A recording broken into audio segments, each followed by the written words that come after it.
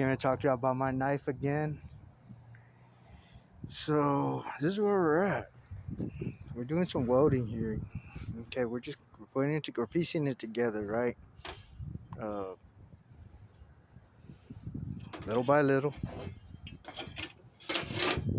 and that's how it's coming out.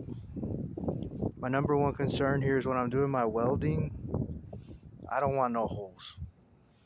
So I'm just running it. I still got these big gaps I got to fill up. I'll probably put a little bit of plate there or something just to seal that gap, and we can have our guard complete. Right, guys.